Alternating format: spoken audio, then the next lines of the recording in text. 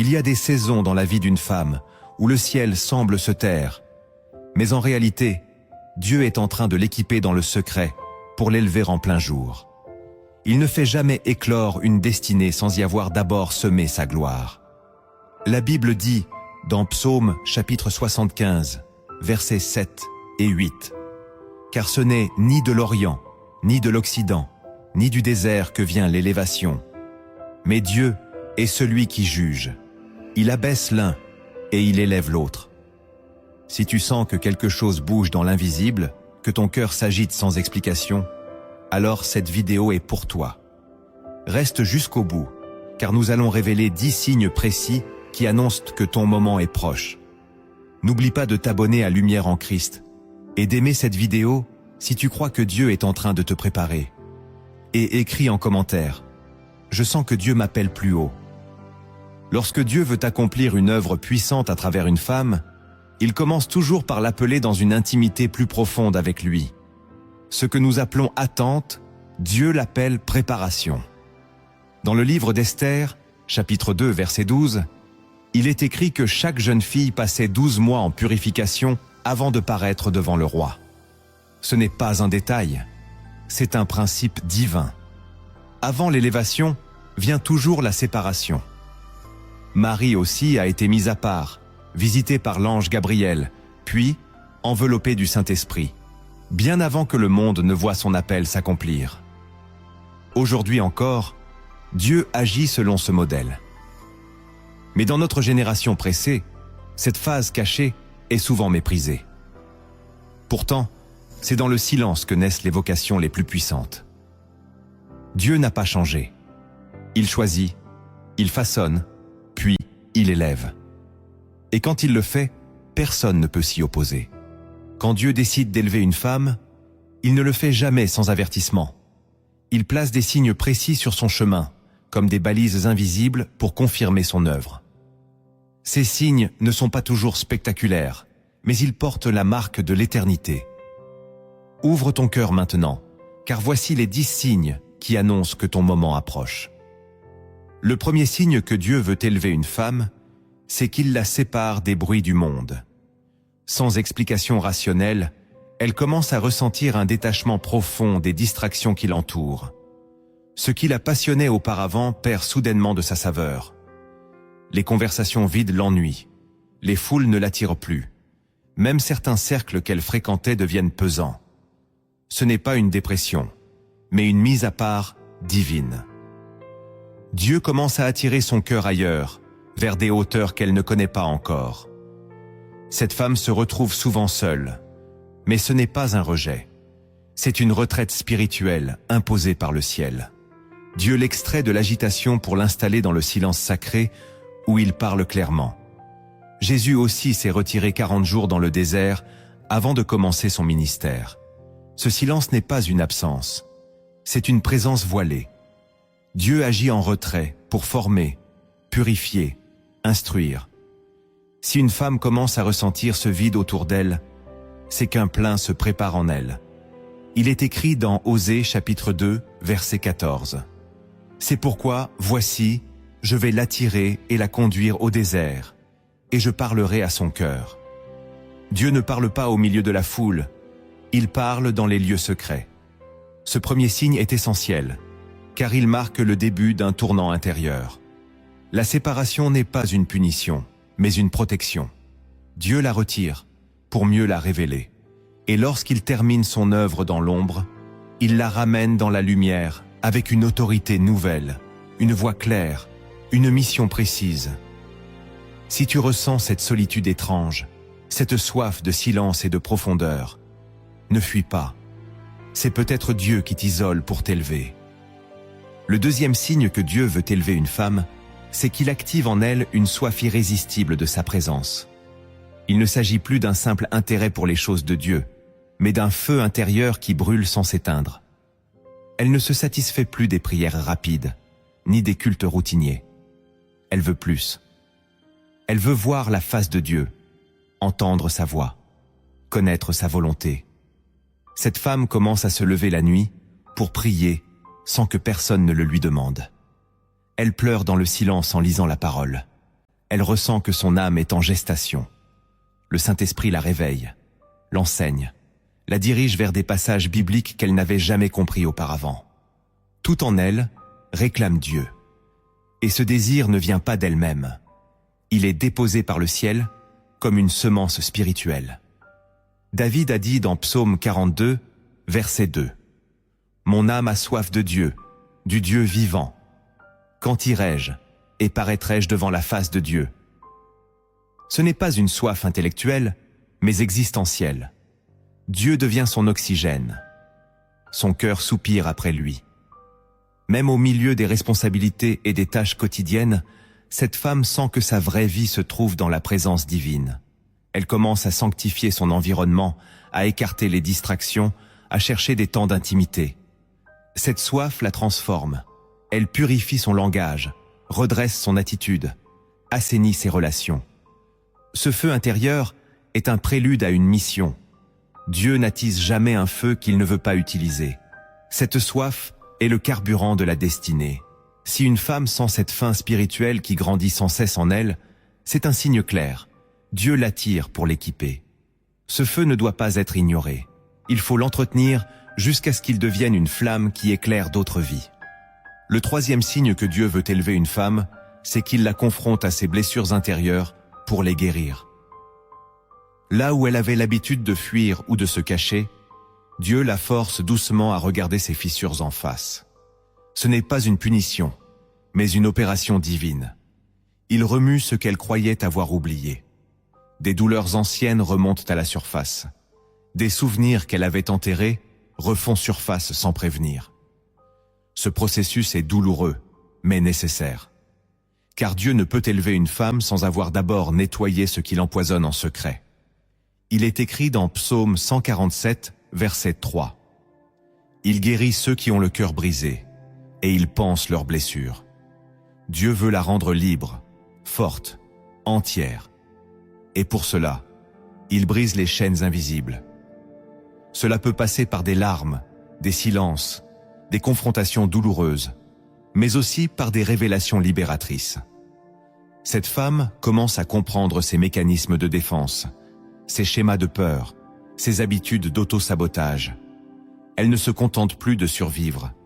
Elle veut être restaurée. Le Saint-Esprit agit comme un chirurgien.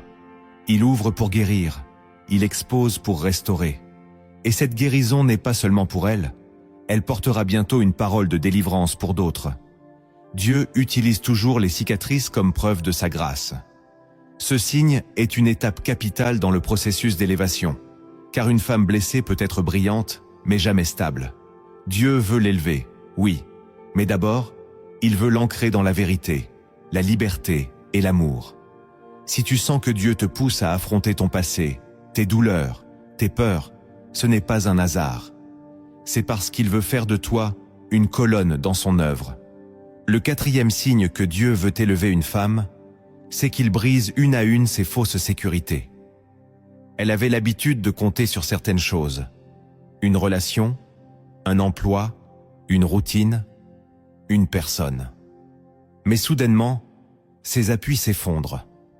Ce n'est pas le diable, c'est Dieu qui retire ce qui lui faisait croire qu'elle pouvait avancer sans dépendre totalement de lui. Tout ce qui était stable devient incertain. Tout ce qui semblait garanti devient fragile. Ce n'est pas un abandon, c'est une invitation à la confiance. Proverbe chapitre 3, versets 5 et 6 déclare « Confie-toi en l'Éternel de tout ton cœur, et ne t'appuie pas sur ton intelligence. Reconnais-le dans toutes tes voies, et il aplanira tes sentiers. » Dieu ne veut pas seulement l'utiliser, il veut qu'elle s'appuie sur lui et sur lui seul. Il veut être sa source, son guide, son roc. Cette femme entre alors dans une saison d'incertitude où elle ne comprend plus grand-chose. Mais c'est justement là que sa foi se muscle, que sa prière devient profonde, que sa dépendance devient totale. Dieu retire les béquilles pour la forcer à marcher par l'esprit. Il ferme certaines portes non pour punir, mais pour rediriger. Et dans cette instabilité apparente, il construit une confiance indestructible. Une femme que Dieu veut élever doit d'abord apprendre à vivre sans appui humain. C'est dans le vide que naît la vraie foi. Si tu traverses une saison où tout s'effondre, ne panique pas. C'est peut-être un signe que Dieu veut reconstruire ta vie sur des fondations célestes. Ce n'est pas une perte. C'est une reconfiguration divine. Le 5e signe que Dieu veut élever une femme, c'est qu'il lui donne des révélations précises sur sa mission. Ce ne sont pas des idées vagues ni des rêves confus. Ce sont des paroles claires, souvent données dans la prière ou par la méditation des Écritures. Elle commence à voir ce qu'elle est appelée à faire. Une passion ciblée se lève en elle. Elle ne veut plus tout faire. Elle veut faire ce que Dieu attend. Elle commence à dire non à certaines choses, non par peur, mais par clarté. Elle ressent un poids pour une cause, une catégorie de personnes, un domaine précis. C'est comme si son cœur était marqué par une flamme qui ne s'éteint pas. Cela ne vient pas d'elle, mais de l'esprit. Elle commence à prier différemment, à parler avec autorité, à agir avec intention. Son regard change. Elle voit ce que les autres ne voient pas. Elle entend ce que les autres n'entendent pas. Dieu commence à lui révéler le pourquoi de sa vie. Jérémie chapitre 1 verset 5 dit « Avant que je t'ai formé dans le ventre de ta mère, je te connaissais, et avant que tu sois sorti de son sein, je t'avais consacré. » C'est cette conscience de l'appel qui change tout. Elle comprend qu'elle n'est pas là pour survivre, mais pour accomplir. Ce signe est puissant, car il marque le début de l'orientation céleste. Et c'est ici que tu dois écrire en commentaire « Je comprends maintenant pourquoi Dieu m'a séparé. » Car quand Dieu révèle le sens, le cœur s'apaise, la marche s'accélère et l'élévation s'approche. Le 6e signe que Dieu veut élever une femme, c'est qu'il l'équipe d'une sagesse nouvelle dans ses décisions.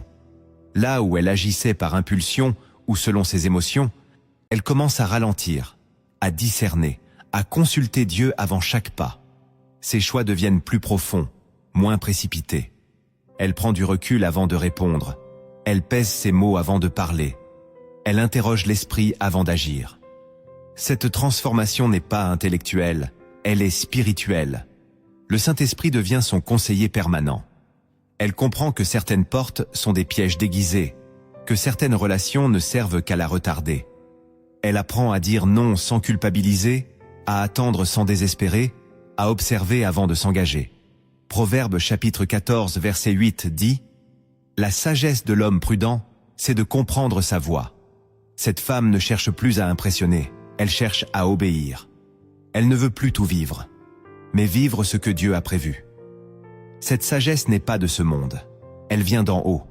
Elle devient prudente sans être craintive, stratégique sans être manipulatrice, douce sans être naïve. Ses décisions deviennent des semences d'avenir. Dieu lui montre les conséquences invisibles de certains choix. Elle commence à discerner les saisons, les personnes, les opportunités. Ce changement marque un tournant dans sa maturité spirituelle. Une femme qui choisit selon Dieu est une femme que Dieu peut élever sans qu'elle ne s'écroule sous le poids de l'appel. La sagesse devient son armure. Et c'est souvent dans cette phase que les gens autour d'elle ne la comprennent plus. Mais elle n'est plus en quête d'approbation. Elle suit une voie plus haute. Si tu remarques que Dieu affine ta manière de décider, que tu sens un besoin de recul et de silence avant chaque choix, réjouis-toi. C'est le fruit d'une sagesse envoyée d'en haut, et c'est un signe clair que l'élévation approche. Le 7e signe que Dieu veut élever une femme, c'est qu'il restaure son identité spirituelle. Après des années à douter, à se comparer, à s'effacer ou à s'excuser d'exister, elle commence à se voir comme Dieu la voit. Ce n'est pas de l'orgueil, mais une révélation. Elle se redresse intérieurement. Ce que les autres disaient d'elle commence à perdre de son poids. Ce que Dieu dit devient sa vérité. Elle ne cherche plus à plaire. Elle cherche à incarner. Elle ne joue plus un rôle. Elle prend sa place. C'est une femme qui comprend enfin qu'elle est choisie, aimée, envoyée. Ésaïe chapitre 62, verset 3 dit « Tu seras une couronne éclatante dans la main de l'Éternel, un turban royal dans la main de ton Dieu. » Cette femme commence à marcher avec assurance, à parler avec conviction, à prier avec autorité. Sa posture change. Même ses vêtements, ses fréquentations, Son langage évolue. Elle cesse de minimiser ce qu'elle porte. Elle honore l'onction. Elle protège la grâce. Elle défend son intimité avec Dieu. Et ce n'est pas par performance, c'est par révélation. Elle ne veut plus se conformer aux standards du monde. Elle veut refléter le royaume. Ce signe est puissant, car beaucoup de femmes restent enfermées dans des identités imposées par leurs blessures ou leur entourage. Mais quand Dieu restaure l'image, il libère la puissance. Elle comprend que sa valeur ne dépend ni d'un homme, ni d'un titre, ni d'un passé. Elle est ce que Dieu dit d'elle. Et cette révélation devient la base sur laquelle l'élévation sera bâtie. Une femme qui connaît son identité spirituelle devient inébranlable. Si tu sens que Dieu te retire du regard des autres pour te révéler le tien, si tu sens que tu changes sans te forcer, c'est un signe. Dieu est en train de te repositionner pour la grandeur. Le 8e signe que Dieu veut élever une femme, c'est qu'il lui ouvre des portes que personne ne peut fermer. Sans faire de bruit, Dieu place sur son chemin des connexions inattendues, des occasions divines, des opportunités qu'aucun CV n'aurait pu produire. Ce ne sont pas des hasards, ce sont des rendez-vous célestes. Et pourtant, elle n'a rien demandé. Elle priait, elle obéissait, elle avançait, et soudain les portes se sont ouvertes. Apocalypse chapitre 3, verset 8 déclare « Voici, j'ai mis devant toi une porte ouverte que personne ne peut fermer. » Cette femme entre dans une saison où l'alignement remplace l'effort. Là où elle se battait pour être vue, elle est maintenant appelée. Là où elle frappait sans succès, c'est désormais Dieu qui ouvre. Et ces ouvertures ne sont pas mondaines. Elles sont orientées vers son appel. Elle commence à servir, à enseigner, à consoler, à impacter, parfois sans micro, parfois dans l'ombre, mais avec puissance. Dieu l'utilise dans sa sphère, et cette sphère s'élargit. Ce signe est souvent déroutant, car il ne correspond pas à ses calculs, ni à son planning. Mais c'est cela, l'élévation divine, une orchestration invisible. Elle ne doit pas chercher à tout contrôler, elle doit rester obéissante. Dieu ouvre, elle entre. Dieu ferme, elle s'incline. C'est cette souplesse qui attire la faveur. Les connexions divines se multiplient, les témoignages affluent, les cœurs sont touchés. Elle comprend que ce n'est pas son talent, mais la grâce qui agit. Si tu vois Dieu t'ouvrir des portes que tu n'as pas provoquées, si tu sens que des choses s'alignent sans que tu forces, ne doute pas, c'est l'heure. Marque-la par l'humilité, sanctifie-la par l'obéissance, et tu verras Dieu faire éclore ce qu'il a semé en toi depuis des années. Le 9e signe que Dieu veut élever une femme, c'est qu'il intensifie les attaques spirituelles contre elle. Plus la lumière s'approche, plus les ténèbres s'agitent. Cette femme qui avançait tranquillement dans sa foi se retrouve soudainement confrontée à des oppositions inhabituelles, conflits injustifiés, pensées troublantes, fatigue étrange, retards multiples. Rien ne semble fonctionner comme avant. Mais ce n'est pas un échec, c'est une confirmation. L'enfer tremble, parce que le ciel est en mouvement. L'apôtre Paul disait dans 1 Corinthiens chapitre 16, verset 9, « Une porte grande et efficace m'est ouverte, et les adversaires sont nombreux. » L'attaque est la preuve de la percée. Une femme que Dieu veut élever sera souvent testée par le feu avant d'être portée par la gloire. Les accusations, les rejets, les malentendus s'intensifient.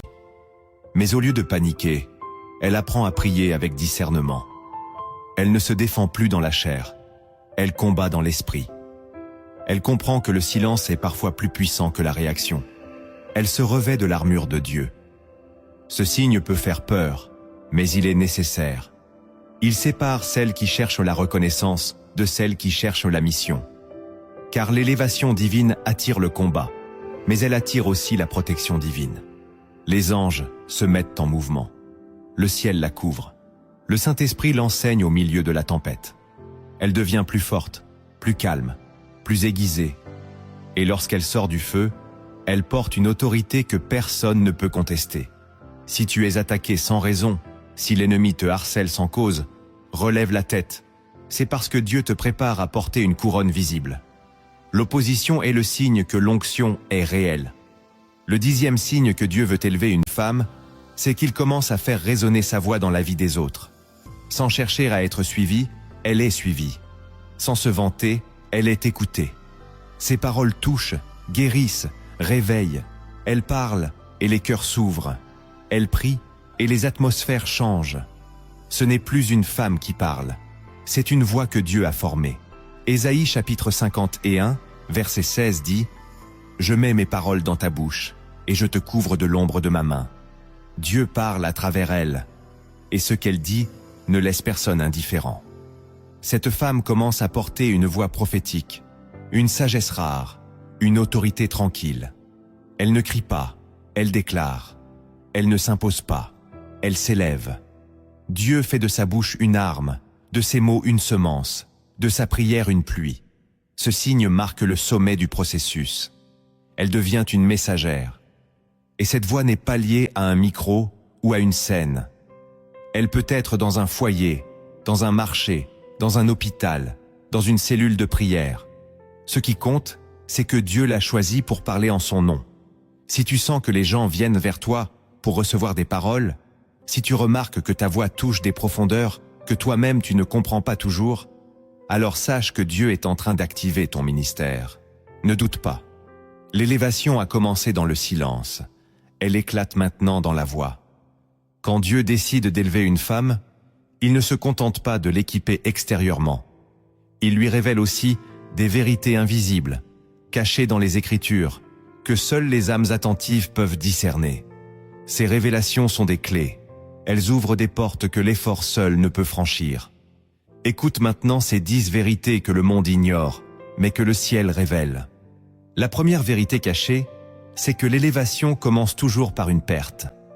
Avant d'ajouter, Dieu retranche. Il coupe ce qui ne porte pas de fruits. Il purifie. Il dépouille. Ce processus est mal compris, car la perte est souvent vécue comme une malédiction. Pourtant, dans le royaume de Dieu, la soustraction précède toujours la multiplication.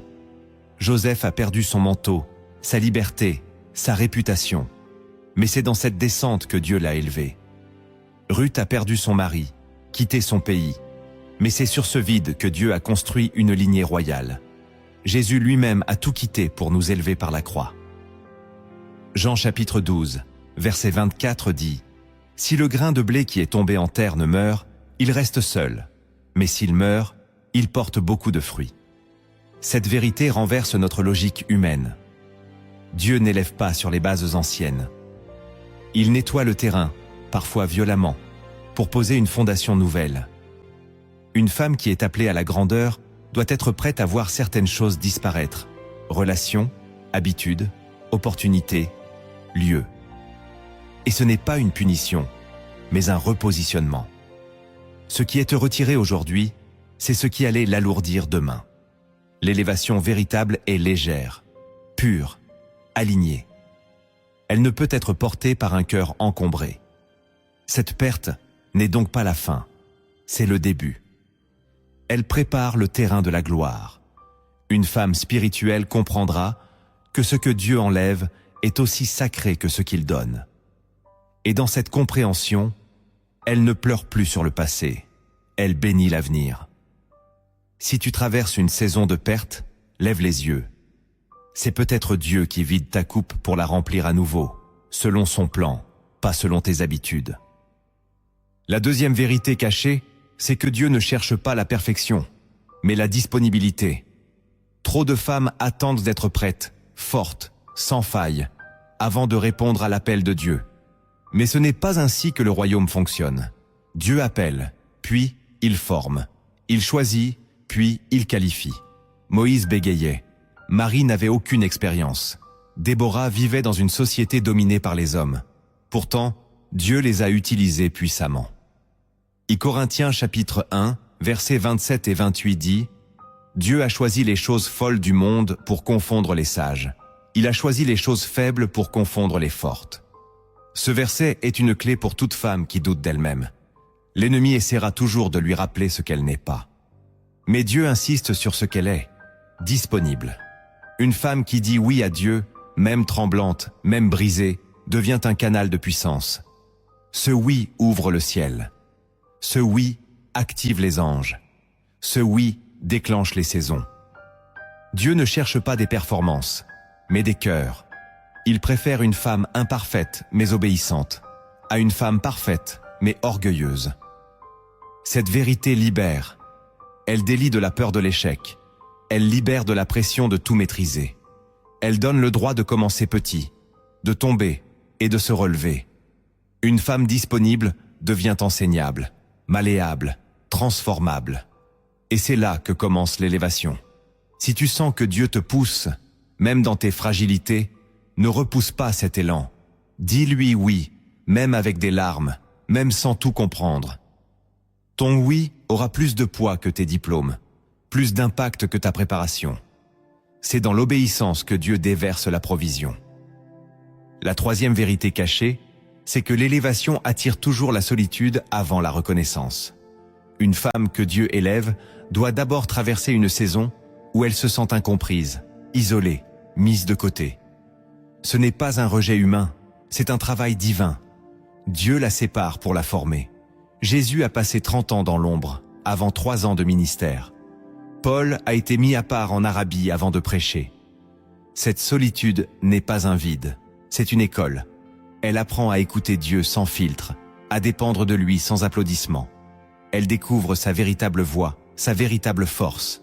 Et surtout, elle se désintoxique du besoin d'être validée, car Dieu ne partage pas sa gloire. Une femme qui est encore dépendante du regard des autres ne pourra pas porter la lumière sans s'y brûler. C'est pourquoi il la cache, il la façonne, il la nettoie. Ésaïe chapitre 49, verset 2 dit « Il a rendu ma bouche semblable à un glaive tranchant. Il m'a couvert de l'ombre de sa main. Il m'a rendu semblable à une flèche aiguë. Il m'a caché dans son carquois. » Cette flèche cachée est destinée à percer. Mais avant de briller, elle doit être aiguisée. La solitude n'est donc pas un oubli, c'est une préparation. Et plus la mission est grande, plus la séparation est longue. Une femme spirituelle comprendra que le silence de Dieu n'est pas un silence d'abandon, mais un silence de formation. Si tu es dans une saison où tu te sens seule, coupée de certains cercles, incomprise par ceux que tu aimais, ne t'inquiète pas. C'est que tu es dans le carquois de Dieu. Bientôt, il t'enverra. Et quand il le fera, tu sauras pourquoi tu as été caché. La quatrième vérité cachée, c'est que Dieu teste toujours l'humilité avant d'accorder l'autorité. L'orgueil spirituel est l'un des plus dangereux, car il se cache derrière des paroles bibliques. Une femme que Dieu veut élever sera testée par des situations humiliantes, des injustices qu'elle ne pourra pas expliquer, des corrections douloureuses, des silences frustrants. Elle priera sans recevoir de réponse immédiate. Elle servira sans reconnaissance. Elle aimera sans retour. Tout cela n'est pas vain, c'est un test. Dieu observe comment elle réagit quand elle est oubliée, ignorée, rabaissée. Luc chapitre 14, verset 11 dit « Quiconque s'élève sera abaissé, et celui qui s'abaisse sera élevé. » Ce principe est immuable. Plus elle s'humilie, plus Dieu l'élève. Mais cette humilité n'est pas une faiblesse. C'est une force intérieure, une maturité spirituelle. Elle apprend à céder sans se diminuer, à écouter sans réagir, à obéir sans murmurer. Dieu cherche des femmes capables de porter sa gloire sans voler l'honneur. Et l'humilité est la clé. Si elle supporte l'oubli avec grâce, Dieu lui confiera bientôt une parole qui réveille les nations. L'autorité ne se cherche pas, elle se reçoit. Et elle ne se reçoit qu'après avoir été éprouvée. Si tu es dans une saison où tu dois te taire, servir dans l'ombre, rester fidèle sans reconnaissance, sache-le, c'est une épreuve céleste. Et si tu y restes sans amertume, tu es prête à gouverner spirituellement avec sagesse. La cinquième vérité cachée, c'est que Dieu commence toujours à travailler dans le caractère avant d'agir dans le ministère. Trop de femmes veulent porter des dons sans avoir été transformées intérieurement. Mais Dieu ne sépare jamais l'appel du caractère. Une femme peut avoir du talent, de la vision, du zèle, mais si son caractère est instable, l'élévation la détruira. C'est pourquoi Dieu commence par forger son endurance, sa patience, sa fidélité sa douceur. Galates chapitre 5, versets 22 et 23, décrivent le fruit de l'esprit: amour, joie, paix, patience, bonté, bienveillance, fidélité, douceur, maîtrise de soi. Ce fruit est la preuve que Dieu gouverne en elle. Il est plus important que les dons. Car un don peut impressionner, mais seul le caractère reflète Christ. Dieu teste donc sa réaction face à la critique, sa gestion de la colère, sa manière d'aimer l'ennemi. Ce sont des choses que personne ne voit, mais que le ciel mesure. Et quand ce fruit devient visible, l'élévation suit. Si tu sens que Dieu insiste sur tes réactions, sur tes émotions, sur ta manière de traiter les autres, ce n'est pas anodin. C'est parce qu'il veut poser sur toi un manteau qui exige de la stabilité. Laisse-le tailler ce qui dépasse, corriger ce qui blesse, guérir ce qui tremble. Car plus ton caractère sera fort, plus ton ministère sera durable. Et maintenant, partage cette vidéo si tu reconnais que Dieu est en train de travailler ton cœur pour te préparer à un appel plus grand. La 6e vérité cachée, c'est que Dieu forme d'abord des intercesseuses avant de révéler des influenceuses. Une femme qui est destinée à impacter doit d'abord apprendre à fléchir les genoux avant d'élever la voix. L'élévation ne commence pas sur une plateforme, elle commence dans le lieu secret. Dieu fait d'elle une sentinelle, une veilleuse dans la nuit, une voix cachée qui dérange les ténèbres. Avant de toucher des foules, elle apprend à pleurer pour une âme. Avant de recevoir une parole pour les nations, elle gémit en silence pour sa famille. Dieu la réveille à des heures étranges, met des fardeaux sur son cœur sans explication. Et ce n'est pas un hasard, c'est une formation invisible. Ézéchiel chapitre 22, verset 30 dit « Je cherche parmi eux un homme qui élève un mur, qui se tienne à la brèche devant moi en faveur du pays, afin que je ne le détruise pas. » Cette brèche, c'est la prière. Et Dieu y appelle des femmes discrètes, fidèles, brûlées par l'amour. Il fait d'elles des piliers spirituels, même si personne ne les voit. Une femme intercesseuse porte l'autorité du ciel dans sa bouche. Elle devient une voix que l'enfer redoute. Ce rôle est exigeant. Il demande de renoncer à l'agitation pour écouter, de renoncer au bruit pour discerner. Mais c'est aussi une grâce. Car l'intercession crée des ouvertures que la stratégie ne peut produire. Et une femme qui maîtrise le langage de la prière est une femme que Dieu peut établir sans trembler. Si tu sens un appel à intercéder sans comprendre pourquoi, si tu pleures pour des causes que tu ne vis pas directement, ne doute pas, c'est une marque céleste. Dieu te prépare à être une colonne dans l'invisible, pour que ton élévation ne soit pas un décor, mais une mission. La 7e vérité cachée, c'est que Dieu utilise les blessures guéries comme des portails d'autorité. Ce que la femme a traversé n'est jamais perdu. Ses larmes, ses échecs, ses humiliations, ses trahisons, tout cela devient un terrain sacré dès qu'elle les laisse entre les mains de Dieu. Là où elle a pleuré, elle console. Là où elle a failli tomber, elle relève d'autres. Là où elle a faibli, elle transmet une force que personne ne soupçonne. C'est une vérité que l'ennemi veut cacher. Il veut faire croire que le passé est une honte, alors qu'en Christ, le passé devient une arme. 2 Corinthiens chapitre 1, verset 4 dit « Il nous console dans toutes nos afflictions, afin que nous puissions consoler ceux qui se trouvent dans l'affliction. » Ce n'est pas théorique, c'est prophétique. Une femme qui a été restaurée devient un refuge vivant. Elle parle, et les autres se reconnaissent. Elle prie, et les chaînes tombent. Elle enseigne, et les traumatismes se fissurent. Dieu n'efface pas ses cicatrices. Il les transforme en témoignages. C'est pourquoi l'ennemi attaque si fort certaines femmes dès leur enfance. Il sait que si elles survivent, elles deviendront redoutables. Mais ce que l'enfer avait prévu pour les détruire, Dieu le retourne pour sa gloire. Il ne gaspille rien. Et plus la blessure était profonde, plus l'autorité future sera grande. Ce qui semblait une honte devient une couronne. Si tu portes encore des marques du passé, sache que Dieu ne t'a jamais abandonné. Il attend que tu lui donnes ses ruines pour en faire un sanctuaire. Et lorsque ce processus sera achevé, tu verras que tes douleurs anciennes deviendront des chemins pour élever d'autres femmes dans la foi. La 8e vérité cachée, c'est que l'élévation divine est toujours liée à un peuple, jamais à un ego. Dieu n'élève jamais une femme pour qu'elle brille seule. Il l'élève pour qu'elle serve, pour qu'elle porte, pour qu'elle influence spirituellement. Toute élévation isolée est une illusion. Dans la Bible, chaque femme élevée portait une cause.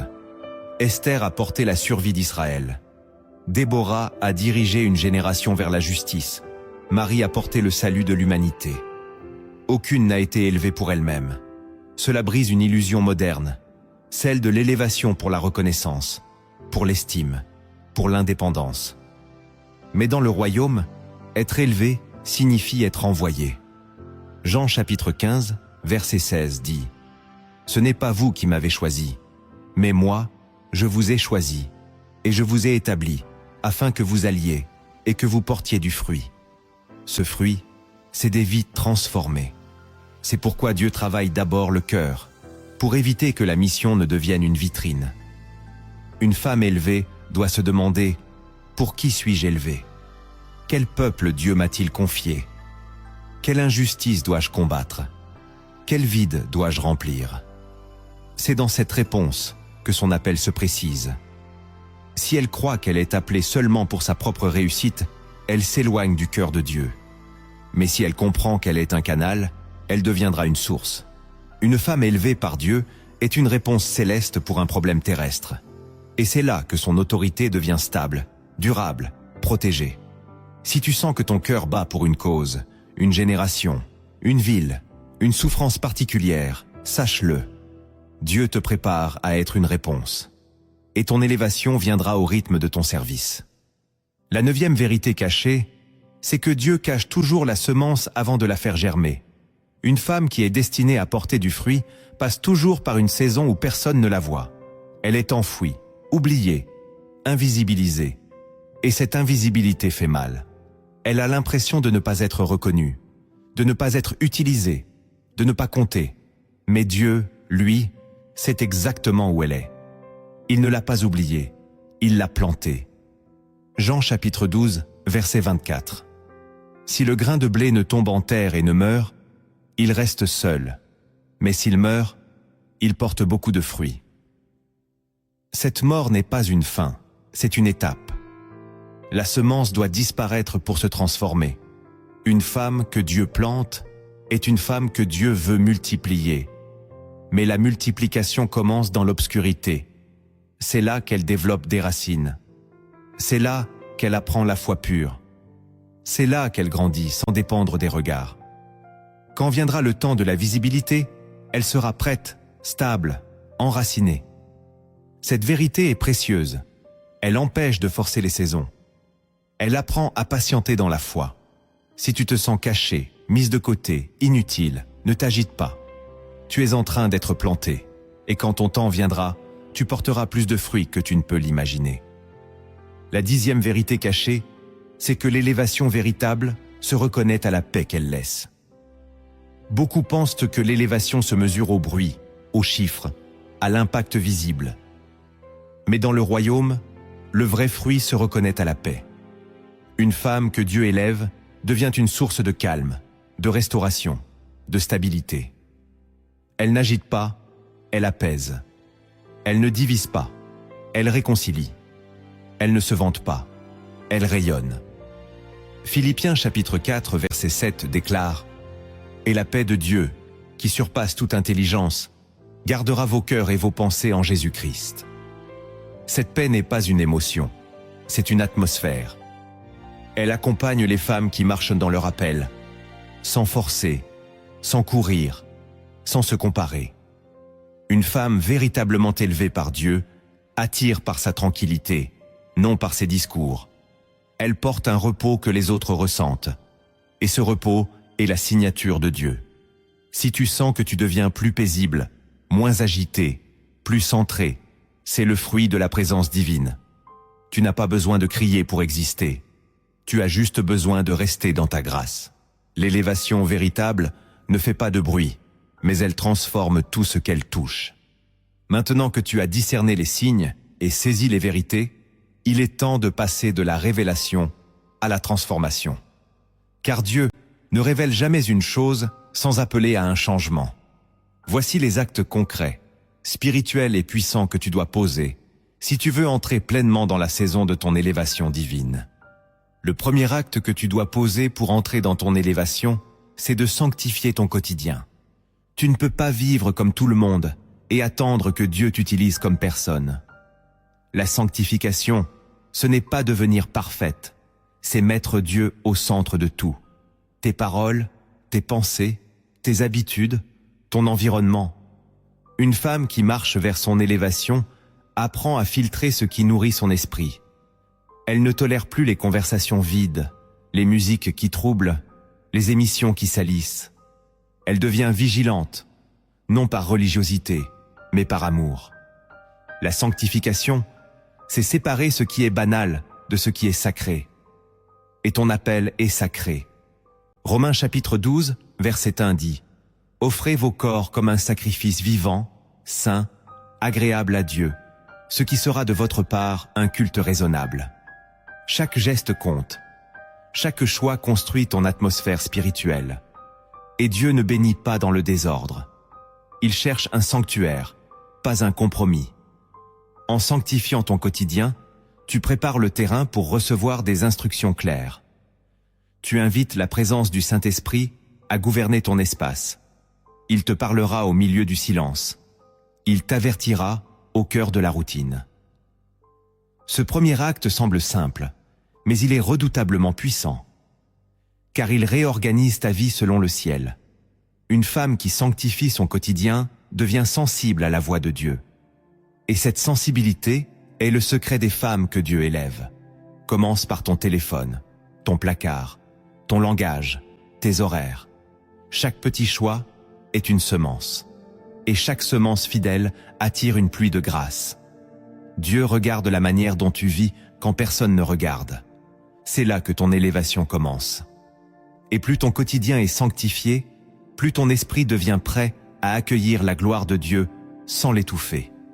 Le deuxième acte que tu dois poser pour entrer dans ton élévation, c'est de cultiver une discipline spirituelle constante.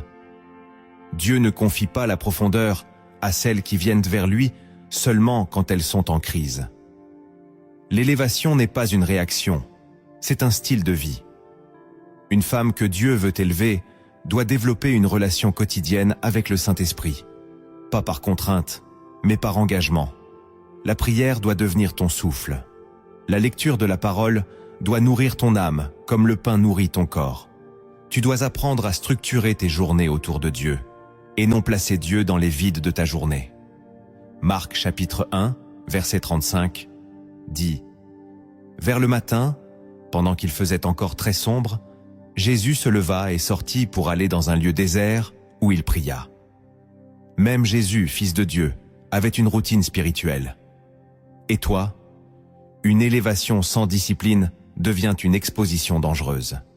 La discipline, ce n'est pas l'esclavage. C'est la preuve que tu considères Dieu comme une priorité. Une femme qui veut marcher dans l'onction doit avoir des rendez-vous fixes avec le ciel, même quand elle n'a pas envie, même quand elle est fatiguée, car c'est dans la constance que Dieu parle avec précision.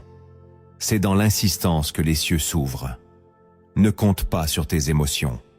Appuie-toi sur ton alliance. Décide aujourd'hui de devenir régulière dans ta prière, fidèle dans ton étude biblique, assidu dans ta louange. Même 10 minutes par jour peuvent bouleverser ton atmosphère. Ce que tu sèmes en silence deviendra un fruit éclatant au moment choisi par Dieu. Et quand l'épreuve viendra, tu ne tomberas pas dans la panique, car tu seras enraciné. La discipline n'est pas spectaculaire, mais elle prépare la révélation. Dieu ne cherche pas des éclairs de ferveur, il cherche des flammes stables. Si tu veux qu'il t'élève, commence par t'asseoir à ses pieds, tous les jours. Le troisième acte que tu dois poser pour entrer dans ton élévation, c'est de veiller sur tes connexions. Les relations sont des escaliers ou des chaînes. Une femme qui avance vers son appel ne peut plus s'entourer de voix qui sabent sa foi. Ce n'est pas de l'orgueil, c'est de la lucidité spirituelle. Abraham a dû se séparer de Lot avant que Dieu ne lui montre toute l'étendue de sa promesse. Genèse chapitre 13, verset 14 dit « L'Éternel dit à Abram, après que l'eau se fut séparée de lui, « Lève les yeux. » C'est après la séparation que la vision s'est ouverte. Certaines personnes dans ta vie ne sont pas mauvaises, mais elles ne sont pas utiles à ta destinée. Elles ne comprennent pas ton feu. Elles éteignent ton zèle. Elles t'encouragent à rester tiède. Et si tu continues à les écouter, tu ralentiras. Dieu veut t'élever, mais il ne le fera pas si tu refuses de quitter les lieux qui éteignent ton appel. Choisis la compagnie de ceux qui te poussent vers Dieu, pas vers la distraction. Entoure-toi de femmes qui prient, qui croient, qui jeûnent, qui avancent. Si tu ne trouves pas ce cercle, sois cette femme-là. Et Dieu t'ajoutera des alliés, car il connecte toujours celles qui ont le même feu. Ce tri relationnel est douloureux, mais il est nécessaire. Il y a des conversations qui t'éloignent de ton appel, des amitiés qui te lient à ton passé, des fréquentations qui ralentissent ton esprit. Une femme que Dieu veut élever doit avoir le courage de dire « Je t'aime, mais je ne peux plus rester ici ». L'amour n'est pas une excuse pour le compromis. Tu n'as pas été créé pour t'adapter à l'atmosphère des autres, mais pour porter une atmosphère différente. Ta destinée vaut plus qu'un confort relationnel. Et si tu fais ce pas, Dieu te placera au milieu de connexions divines qui amplifieront ton feu. Le 4e acte que tu dois poser pour entrer dans ton élévation, c'est de confesser avec foi ce que Dieu a déposé en toi. Tu ne dois plus avoir honte de ce que tu portes. Trop de femmes se taisent parce qu'elles ont peur d'être jugées, rejetées ou mal comprises. Mais Dieu t'a donné une voix, une mission, un feu, et ce feu ne doit plus rester caché. Proverbe chapitre 18, verset 21 déclare « La mort et la vie sont au pouvoir de la langue. Ta bouche est une clé. Elle ouvre ou elle ferme les saisons. Une femme que Dieu veut élever apprend à aligner sa parole avec sa promesse. Elle ne répète plus ce que les autres disent d'elle. Elle déclare ce que Dieu dit. Elle proclame la vie sur ses projets, la sagesse sur ses décisions, la paix sur sa maison, l'onction sur sa marche. Et ces déclarations ne sont pas des affirmations vides. Elles sont enracinées dans l'Écriture. Une voix alignée au ciel devient un canal d'autorité. Confesser la vérité, c'est bâtir dans l'invisible ce que Dieu prépare dans le visible. Même si rien ne change encore autour de toi, continue de parler avec foi. Dis, « Je suis une femme choisie. Je suis sanctifiée. Je suis appelée à impacter. Je suis une servante de l'Éternel. » Ce que tu dis régulièrement façonne ce que tu vis quotidiennement. Et ce que tu refuses de proclamer ne se manifestera pas. L'élévation commence aussi dans la bouche. Si tu veux voir Dieu t'élever, commence par parler comme une femme élevée. Ce ne sont pas les cris du monde qui doivent t'inspirer, mais les décrets du ciel. Et plus tu déclares avec foi, plus ton atmosphère change, plus ton regard change, plus ton cœur s'aligne. N'attends pas que les autres reconnaissent ce que Dieu a dit. Sois la première à le proclamer. Le 5e acte que tu dois poser pour entrer dans ton élévation, c'est de pardonner à ceux qui t'ont blessé. Tu ne peux pas monter si ton cœur reste attaché à la colère, au ressentiment ou à l'amertume. Le pardon n'efface pas la douleur, mais il arrête l'hémorragie. Il ne minimise pas l'injustice, mais il refuse d'en être prisonnier. Une femme que Dieu veut élever doit passer par cette étape. Elle doit remettre entre les mains de Dieu les offenses, les trahisons, les abandons, pas pour l'autre, mais pour elle-même. Matthieu chapitre 6, verset 14 dit « Si vous pardonnez aux hommes leurs offenses, votre Père céleste vous pardonnera aussi. » Il ne s'agit pas de faiblesse, mais de puissance intérieure. Pardonner, c'est briser le lien qui te retient à ce que Dieu veut que tu dépasses. Tant que tu gardes en toi cette racine, elle ralentit ta croissance spirituelle. Elle étouffe la joie, brouille ta vision, bloque tes prières. Le pardon est un acte prophétique. Il annonce que tu choisis de vivre libre, et non attaché au passé. Si tu ne pardonnes pas, l'ennemi garde un accès à ton cœur. Et Dieu ne bâtit pas sur un terrain occupé par la haine. Ce 5e acte est peut-être le plus douloureux, mais c'est aussi le plus libérateur. Et maintenant, si tu es prête à libérer ton cœur, écris en commentaire.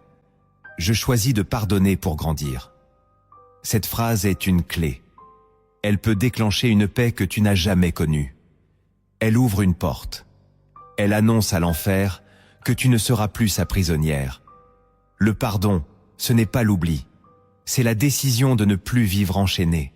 C'est la preuve que tu veux avancer avec Dieu. Le 6e acte que tu dois poser pour entrer dans ton élévation, c'est de rendre ton obéissance plus forte que tes émotions. Tu ne peux pas être conduite par le Saint-Esprit si tu continues à être gouvernée par ce que tu ressens. Les émotions sont instables, imprévisibles, influencées par l'entourage, les circonstances ou même la fatigue. Mais l'obéissance, elle, reste ferme quand les sensations vacillent. Une femme que Dieu veut élever apprend à dire oui, même quand elle a peur, même quand elle est fatiguée, même quand elle ne comprend pas. Luc chapitre 5, verset 5 dit « Maître, nous avons travaillé toute la nuit sans rien prendre, mais sur ta parole, je jetterai le filet. » C'est cette posture que Dieu cherche. Une obéissance qui dépasse le découragement, qui résiste aux déceptions, qui transcende les blessures. Ce n'est pas toujours glorieux, mais c'est ce qui construit la vraie grandeur. L'obéissance sans explication devient la preuve de la confiance. Et une femme que Dieu peut faire avancer sans devoir tout lui expliquer est une femme mûre dans l'esprit. Elle ne demande pas à ressentir pour agir. Elle agit parce qu'elle connaît la voie. Et cette fidélité, Dieu la récompense toujours. Il ouvre des chemins que d'autres n'ont pas vus. Il délivre des révélations que l'intelligence seule ne peut saisir. Obéir, c'est ouvrir le ciel sans bruit. C'est semer sans lumière et récolter au centuple. L'élévation commence souvent par un acte d'obéissance simple. Changer une habitude, quitter une relation, commencer un projet, prier à une heure précise. Et si tu apprends à poser ces petits pas sans attendre d'être motivé, tu verras Dieu t'établir dans des dimensions que tu n'aurais jamais osé rêver. Car il ne cherche pas les parfaites, mais les fidèles. Et une fidélité dans l'obéissance crée une stabilité spirituelle capable de supporter l'onction. Si tu veux être élevé, commence par dire « Seigneur, même si je ne ressens rien, j'obéirai ». Le 7e acte que tu dois poser pour entrer dans ton élévation, c'est de confier à Dieu ton image publique pour te concentrer sur ton intimité avec lui. Aujourd'hui, beaucoup de femmes cherchent à paraître avant de chercher à devenir. Elles veulent t'inspirer sans s'être d'abord laissées transformer. Mais Dieu ne construit pas une influence extérieure sur une vie intérieure vide. Une femme que Dieu veut élever doit apprendre à se détacher de son image pour s'enraciner dans sa relation avec le Père. Matthieu chapitre 6, verset 6 dit « Mais toi, quand tu pries, entre dans ta chambre, ferme ta porte et prie ton Père qui est là dans le lieu secret. Et ton Père, qui voit dans le secret, te le rendra. » Ce principe est radical. Il t'invite à te cacher, non pas par peur, mais par foi. Dieu ne te révélera publiquement que lorsque ton cœur sera suffisamment solide pour ne pas idolâtrer l'approbation. L'intimité, c'est le lieu où tu es vu par le seul regard qui compte vraiment. C'est là que Dieu te façonne, te corrige, te restaure, t'équipe. Une femme qui cultive cette intimité devient irrésistible dans l'esprit. Elle n'a pas besoin d'en faire trop. Sa voix porte, son regard interpelle, sa présence transforme. Car elle ne cherche plus à impressionner, elle cherche à plaire au cœur de Dieu. Ce dernier acte est le plus stratégique. Il te libère du besoin de te comparer, du besoin de te montrer, du besoin de contrôler ton image. Il te ramène à l'essentiel, marcher avec Dieu dans le secret et le laisser gérer ta visibilité. Si tu t'occupes de ton intimité, Dieu s'occupera de ton impact. Ne cherche pas la lumière, cherche la profondeur. Ne cours pas après la plateforme, creuse ton puits. Et quand le temps viendra, tu brilleras non parce que tu t'es exposé, mais parce que tu as été trouvé fidèle dans l'ombre. Le monde verra ce que Dieu a cultivé loin des projecteurs. Il y a des vérités que Dieu ne transmet pas par des raisonnements, mais par des histoires. Car les paraboles touchent là où les doctrines échouent, dans le cœur. Écoute maintenant ce récit venu d'en haut. Il cache une clé, un miroir, une direction. Car toute femme appelée à l'élévation doit d'abord comprendre le mystère du jardin caché. Il était une fois une jeune femme nommée Naïma, qui vivait dans un village paisible au pied des collines. Depuis l'enfance, elle aimait regarder les jardins des autres, leurs fleurs éclatantes, leurs allées parfaitement dessinées, leur reconnaissance auprès du village. Elle, en revanche, n'avait qu'un petit terrain abandonné, sec et rocailleux, hérité de sa mère. Un coin que personne ne regardait, un lieu sans valeur. Un jour, alors qu'elle priait seule dans sa maison, elle entendit dans son cœur une voix douce mais ferme lui dire « Commence à cultiver ton jardin ». Surprise, elle sortit et observa ce sol dur, envahi de ronces. Elle pensa d'abord que c'était absurde, puis elle obéit. Jour après jour, elle se leva tôt, arracha les mauvaises herbes, retourna la terre, sema de petites graines, sans savoir exactement ce qu'elle faisait. Il n'y avait pas d'eau, pas de pluie, pas d'ombre. Et pourtant, elle continuait. Les gens se moquaient. Certains disaient qu'elle perdait son temps. D'autres qu'elle copiait ceux qui avaient de grands jardins. Mais elle ne répondait pas. Elle continuait. Ses mains se durcirent, ses genoux s'éraflèrent, son dos la faisait souffrir, mais son cœur grandissait. Un matin, alors qu'elle pleurait de fatigue, la voix revint. « Je vois ce que tu fais dans le secret. Bientôt, ce que tu as semé éclatera en pleine lumière. » Une semaine plus tard, alors que personne ne s'y attendait, une pluie soudaine, rare dans cette région, tomba durant 7 jours. Et au 8e jour, son sol se transforma. Des plantes étranges commencèrent à pousser, différentes de toutes celles du village. Des couleurs inconnues, des senteurs enivrantes, une harmonie surnaturelle. Les anciens vinrent observer, étonnés. Les enfants jouaient autour. Les femmes restaient silencieuses, fascinées. Mais ce n'était pas seulement beau. Chaque plante avait une vertu. L'une guérissait, l'autre apaisait. Une autre encore révélait des vérités cachées. Le jardin de Naïma devint un lieu de paix, un refuge. Et quand on lui demanda comment elle avait fait, elle répondit simplement « Je n'ai rien fait, si ce n'est obéir. Le reste, c'est Dieu qui l'a fait pousser. » Cette parabole est une image prophétique de ce que Dieu est en train de faire dans la vie de nombreuses femmes. Le jardin de Naïma représente ta vie intérieure, ta foi, ton appel. Le sol sec, c'est ce que tu considères comme inutile, caché, sans valeur. Mais Dieu te dit aujourd'hui, commence à cultiver ce que je t'ai confié, même si personne ne regarde. Le monde célèbre les jardins visibles, bruyants, reconnus. Mais Dieu regarde le jardin caché, silencieux, patient. C'est dans ce lieu secret qu'il fait pousser les plus grandes révélations, les dons les plus puissants, les fruits les plus durables. Et quand le moment vient, il envoie la pluie. Une faveur soudaine, une visitation divine, une élévation que personne ne peut contester. Naïma n'a pas cherché à imiter, elle a juste obéi, et c'est cela que Dieu attend de toi. Pas la performance, pas la comparaison, mais une fidélité dans l'ombre, une obéissance constante, une foi enracinée. Et souviens-toi, quand le ciel décide de faire pleuvoir sur ton jardin, les années de silence se transforment en fruits éternels. Continue de cultiver. Le ciel te regarde. Tu as entendu les signes. Tu as reçu les vérités. Tu as découvert les actes que Dieu attend de toi. Mais rien ne changera sans un cœur qui se remet à Dieu. Quand Dieu veut élever une femme, il commence toujours dans l'ombre. Il la sépare, il l'épure, il l'équipe, il la confronte.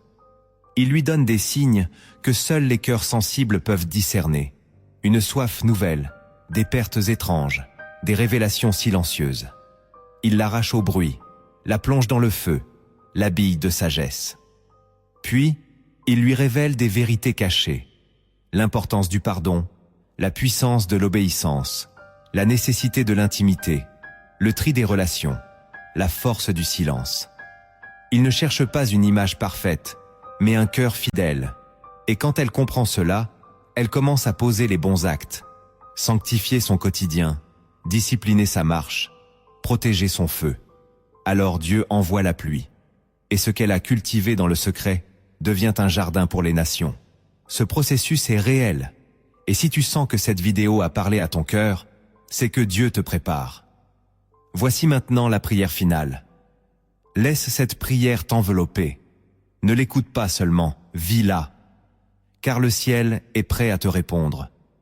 Père éternel, toi qui sondes les cœurs et relèves les femmes oubliées, toi qui façonnes les destinées dans le silence des larmes, toi qui as vu Anne prier dans l'ombre, Déborah juger avec feu, Marie dire oui sans comprendre, je te prie aujourd'hui pour cette femme qui m'écoute.